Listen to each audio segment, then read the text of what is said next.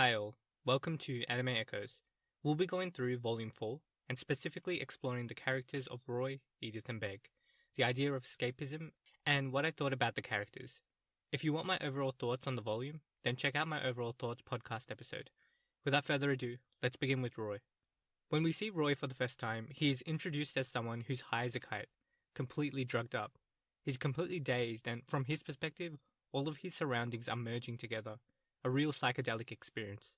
He's removed from said experience by his girlfriend, Edith. She brings him back to the real world and is angry with him. See, Roy promised that he would quit using drugs, and we also find out later that Roy is especially sensitive to drugs in general, so it's for a good reason. The fight takes a turn for the worst and she storms off frustrated, telling him to go die. This scene is quite important. It helps showcase what Edith's role is in the relationship, but more importantly, it helps to foreshadow future events and themes in the story. It's important to acknowledge that Edith takes Roy from being on drugs and drags him back into the real world. She's the one who interrupts his session. She's the one who's mad that he's constantly using drugs. As the story progresses, you'll see that this action from Edith, bringing Roy back, is a fundamental part of the theme of connecting to the real world and not dissociating from it. So please keep this dynamic of Edith bringing Roy into reality in mind. After Roy comes down from his high, he feels very guilty. He knows he hurt Edith's feelings, and what's worse, he broke a promise. He wants to find Edith and apologize, and he goes to do this. He continues to tell himself, I'm going to quit this time. I'm going to do it. This time for sure. This is my last time. It's pretty clear that this represents the stories that we make up when we're addicted to something, where after doing the deed, the rationality and guilt returns, and we vow to not do it again. But these thoughts are exactly just that. Useless rationalizations that ultimately are overcome when the product is in front of you. When something that you're addicted to is right in your arms, anyone on the outside may feel like a rational choice can be made, but for the user, it's a completely different experience. Your senses are going wild, and it's drawing you in. And we see just this happen. Imagine how many times Roy has told himself this is the last time, and then proceeds to trip, dissociate from his present, and pushes his consciousness into the future. He goes on a trip right after that aforementioned trip. We get further insight into the nature of the addiction. See, Roy isn't someone who doesn't fear the withdrawals that come afterwards. He fears them for dear life. When he comes back to consciousness, he tends to be incredibly scared because he doesn't even know what he's done all this time. That being said, he's willing to go through that fear over and over again. He has the determination to be terrified again and again, all for the sake of having the next high. He's willing to go through a period of suffering as long as there is subsequent bliss. He's ultimately determined to have temporary highs. What's interesting is that he understands all of this, especially when he's conscious. He knows full well what he's doing, and the consequences. There's no ignorance to be had here, which I think is important to highlight. Even if you know something's bad, within addiction, the truth may not be enough. Though there is one thing different this time. He now has a black bag next to him filled with white packets, and he finds out that during his trip, he ended up stealing it from the Runarada family, a large mafia syndicate that could have his head on a spike for stealing all their drugs. He's terrified now, so terrified that he hasn't used the drugs he stole to ease his suffering. He has the entire black bag filled with them, and he's holding himself back. This is quite contrary to how Roy has been. We'd think he'd jump at the chance to have so many. But Roy knows that the consequences this time isn't anxiety, it's the end of his life. It's death. So despite Roy being addicted, he's still scared to death, and fortunately, that means he's still tethered to the physical world. He doesn't want to die. Edith even points this out. She's thankful her boyfriend has some sense within him, and since he finally kept his promise of not shooting up, she promises to him that she'll help him through this conflict, to just leave it to her. She says she'll smooth things over and protect him from the Runarada family, and also the Gandalf family as well. She proceeds to take the bag, and that was the promise from her to him. Despite Edith's willingness to clean up everything for Roy, Roy believes he can't make Edith do that. He takes his life into his own hands and goes to an information broker to obtain some information that could possibly help him. Once he arrives at the Daily Days, Henry, a member of the company, tells him that he needs to go after Eve Genoward, because he can use her as leverage against the Runarada family.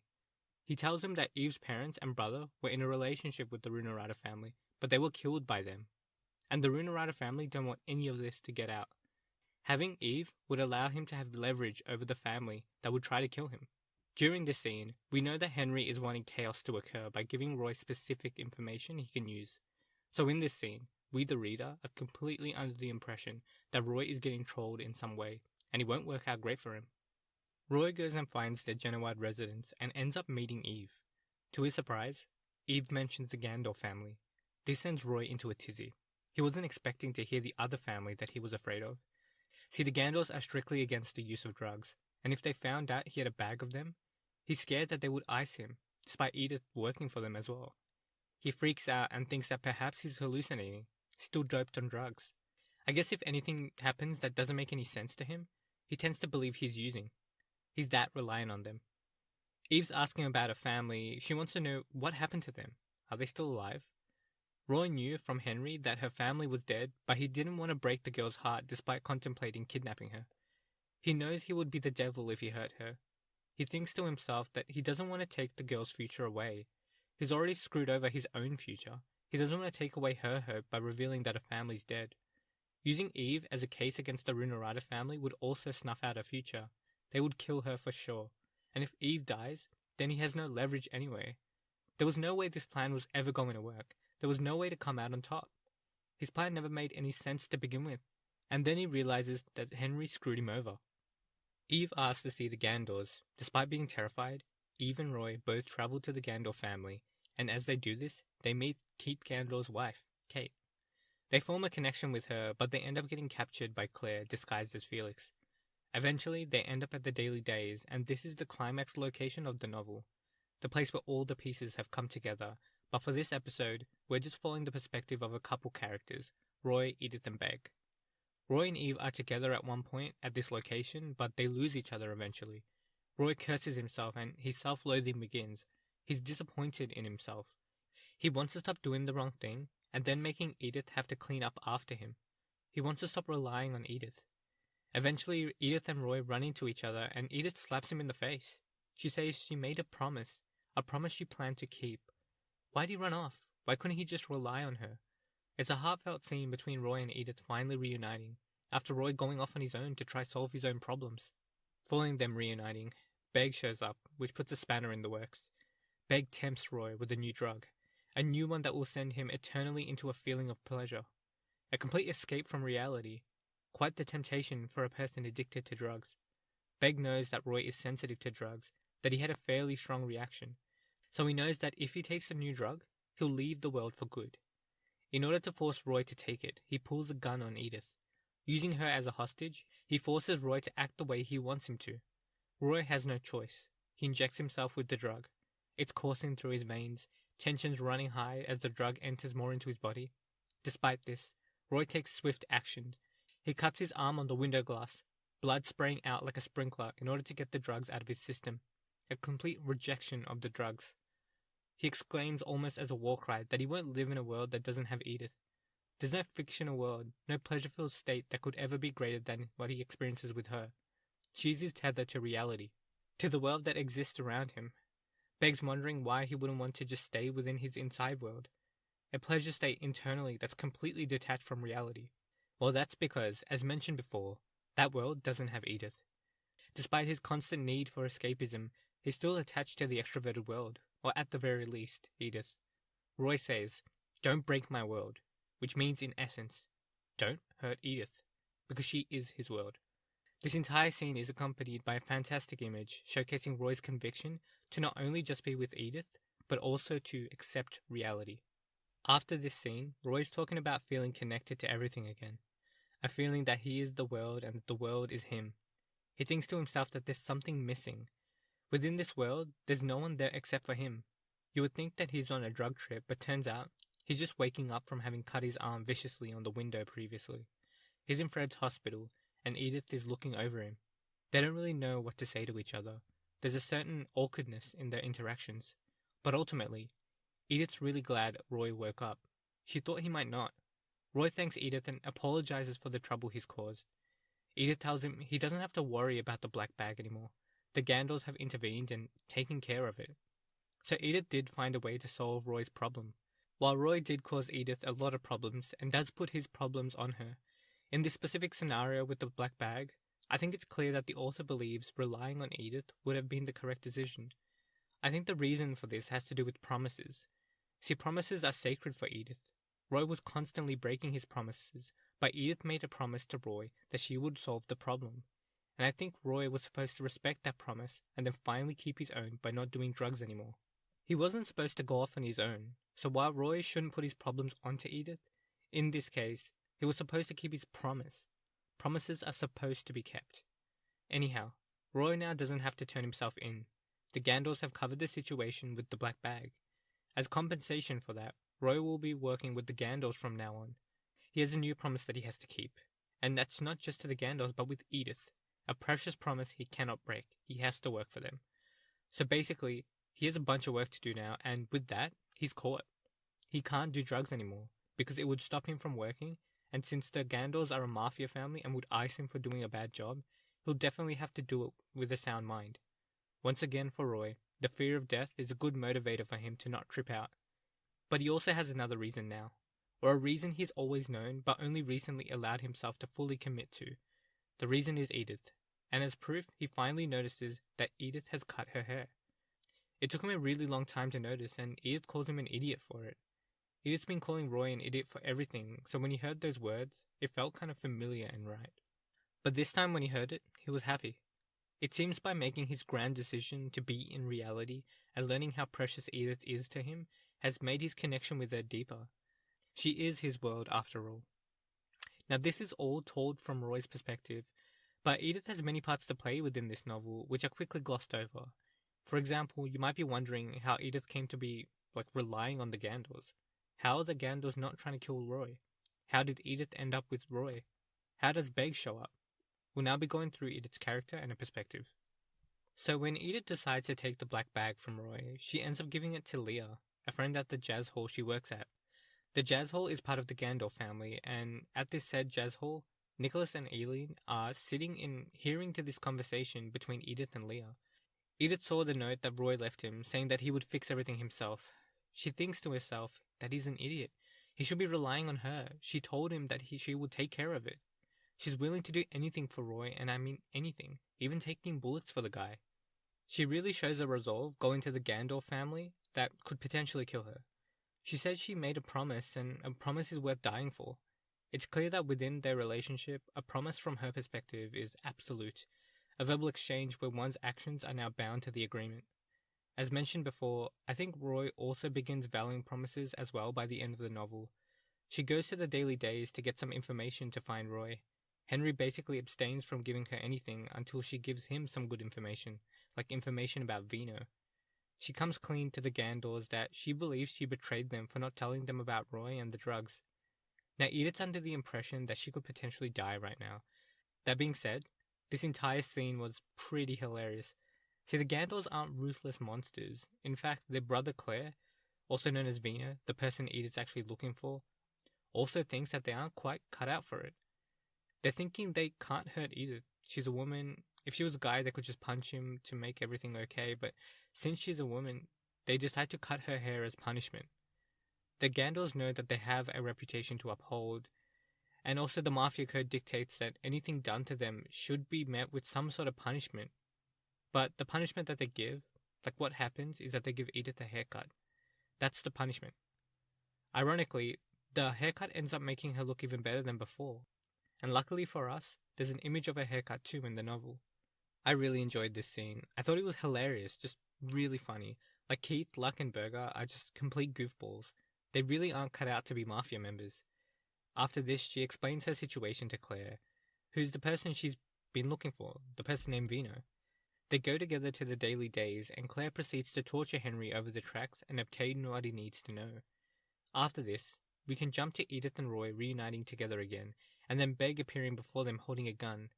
So that's all for Edith's character. I really liked her. I thought she was really strong-willed, and I think Roy's lucky to have someone like that. She's a pretty great character, and I hope we get to see more of her going forward. I really liked her dynamic with Roy. She really is the tether that kind of holds them together. Now let's move on to Begg, the guy who we just mentioned that decided to pull a gun on Roy and Edith, and tries to force Roy to take a drug that would result in eternal pleasure. He's Miser and Shez's acquaintance. Since they know him, two immortals, we can also assume that he's an immortal himself. A fellow member of the Advina Avis. His name's Begg, and he wants to leave this world. We start Beg's story with him being confronted by Miser. He's told that he shouldn't expand his operations into the turf Miser is a part of, the Matillo family's turfs. Beg's part of a similar gang, a far more powerful gang named the Runarada family, and he is an esteemed member of the group. They have been expanding their drug trade, and word of it had entered Miser's ears. Doing deals in another mafioso's turf is language for war, and Begg understood this notion well. See, different turfs are owned by different mafias or gangs. They take up certain territory on a map. The ground or the turf's gang occupies cannot be intruded upon by another gang. You get caught in another gang's turf, then you're in danger. You're trespassing, and what's way worse, if you sell products in another gang's turf. Miser and Begg understood the ins and outs of how mafia works, and so they both understood this notion. Despite this mutual understanding, there was something that ran deeper. As mentioned before, they both travelled on the Advina Avis, the ship of immortals. They were acquainted. When Miser appeared before Begg to tell him to not trade drugs on the Martillo turf, he didn't just do that because he was a member of the Martillo family. He also didn't want to have to kill or hurt an old friend. They had shared a voyage together, bonds were formed and held fast. Due to this, Begg agrees willingly, but Miser seems sad, almost disappointed. He got what he wanted, so why the somber look towards his friend? Within Miser's heart, he doesn't want Begg to distribute drugs, period. He wants him to stop the drug trade in of itself. Miser believes that despite his immortality, these drugs will take a toll on his body. See, Begg was also using the drug, but it can be considered an odd thing to tell an immortal, to tell them to consider their body as something that could be harmed.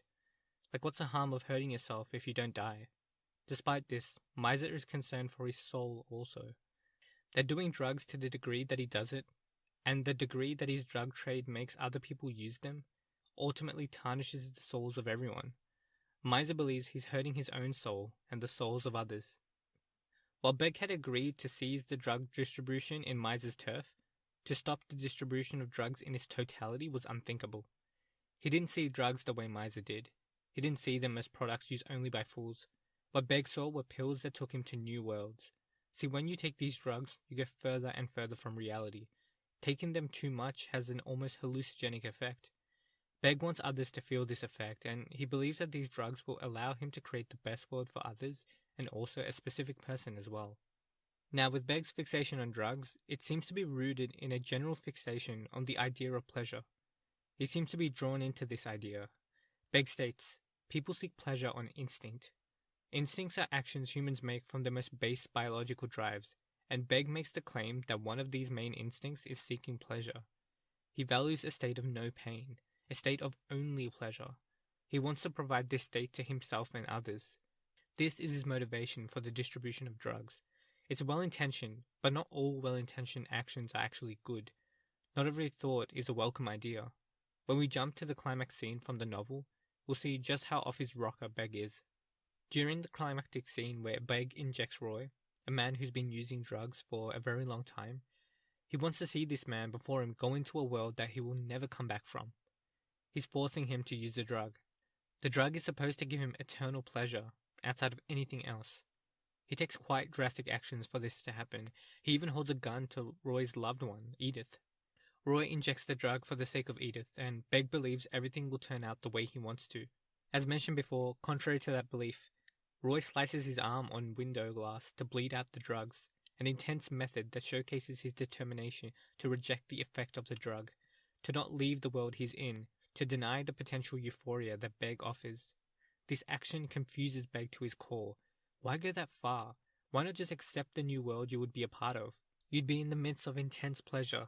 You'll be able to dive within your own world, the euphoric world. Begg cannot fathom why Roy would reject her state of pleasure, but Roy states that Edith is not part of that world, and that's his tether. That's what keeps him going, his love for her. That's what connects him to the outside world despite the drugs he constantly uses to dissociate. Upon seeing his resolve to live in a world of suffering, Begg feels a mix of hatred and sadness. He desperately wants to save Roy. He wants to prove to Roy the pleasure-filled state is absolute, and he feels hatred that Roy essentially showcased the folly in his belief. Begg thinks to himself, is this the exhaustion of the soil you mentioned, Miser? I think what Begg is referring to is the fact that Begg's soul is probably exhausted right now. When he sees someone reject the utopia that he's offering, it draws him into the real world. I guess this is reality.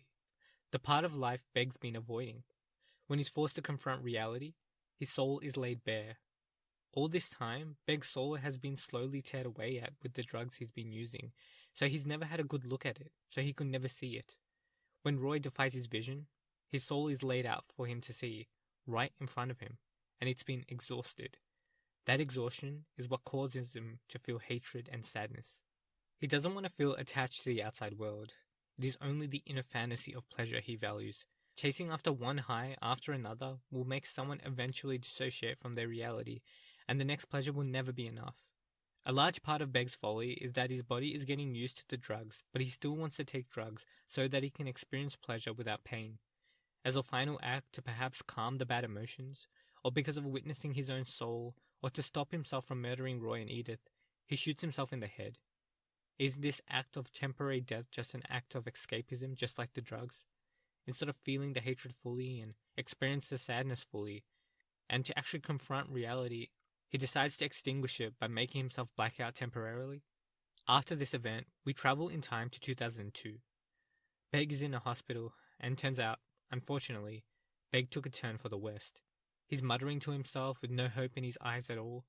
He never recovered. He extinguished his soul. It's remained in tatters this whole time. He's muttering with himself about his time with Shez on the ship to America. He's recalling a time where he was happy. Begg has transported his psyche to that time. Once again, Begg has removed himself from the real world. He's put himself in a time where he only feels a fake bliss. Miser sees him and pities him. He thinks that maybe eating Begg and putting him out of his misery would actually be more humane in this situation, though Miser thinks not to do that and lifts his hand away from him and leaves. The only speck of hope from Begg we get is that he thanks Miser again for not eating him.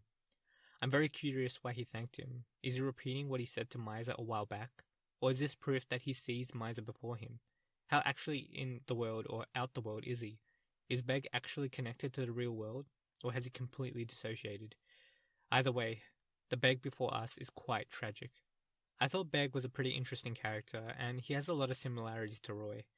It seems like Begg rejected the outside world a very long time ago, but Roy hadn't.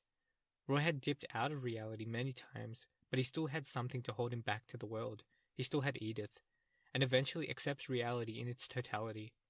Begg doubled down on his rejection of reality, and that resulted in him living in a fantasy memory of Shez. Now, all in all, those are my thoughts, and that was an analysis of Roy, Edith, and Begg, and escapism in general. Tune in for next week where we go through the Gandalf family and the Daily Days.